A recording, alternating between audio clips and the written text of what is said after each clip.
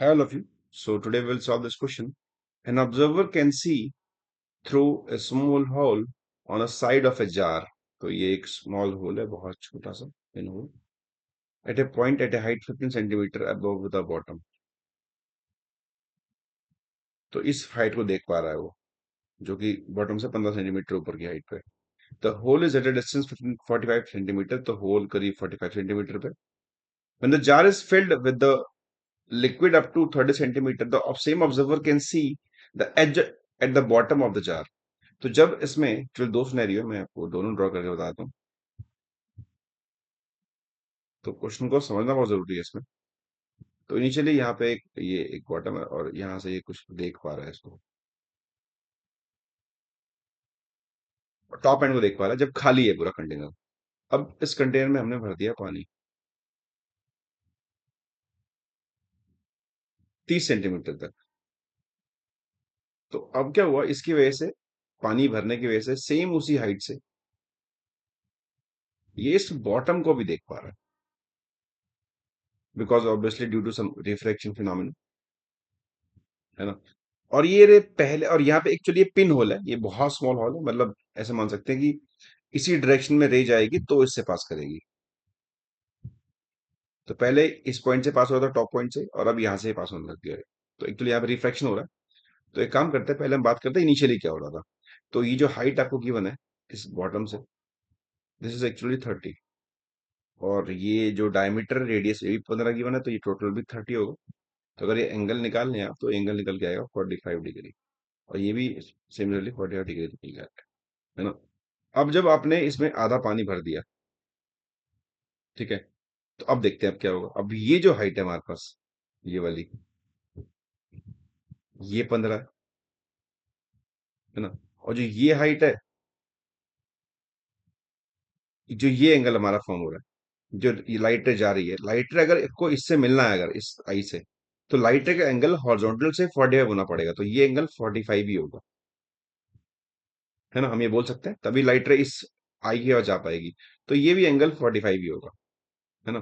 तो अगर ये एंगल 45 है, तो ये पूरा भी 45 होगा जैसे. तो इससे हम कंक्लूड कर सकते हैं कि ये अगर 15 था हाइट, तो ये भी 15 ही रहेगा. तभी 45 आ सकता है. दैट मीन्स कि जो लाइन जा रही है, ये इसके मिड पॉइंट से पास करेगी, इस जार के.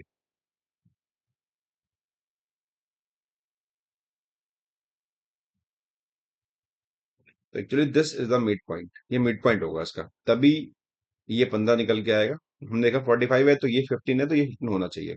दैट मीन्स कि रेडियस से पास कर रहा है ये पॉइंट, सेंटर से. तो ये 15 होना चाहिए. तो इससे हमने कंक्लूड किया कि 15 डिग्री होगा. तो this angle is I. This angle is I. This angle is, let say R, ये नॉर्मल ड्रॉ कर रखा है हमने. तो दिस इज म्यू. तो अप्लाई करता हूँ, mu into sine I is equal to 1 into sine. अब आर के लिए पता है हमको, ये तो 45 होना चाहिए फिक्स है. So mu into this is sine 45. Sine I निकाल लेते हैं कितना होगा एक बार. तो ये हमारे पास पता है 15, है ना. और ये 30 है टोटल. तो आई अगर निकालेंगे तो ये निकल के आएगा. पर इसका हाइपोटेन्यूज निकाल लेते हैं. एच इज इक्वल टू हो जाएगा ये 30 स्क्वायर प्लस 15 स्क्वायर. तो 900 इंटू 225, तो 1125 सेंटीमीटर में ये भी. तो साइन आई निकल के आएगा 15/√1125. This is 15/√1125.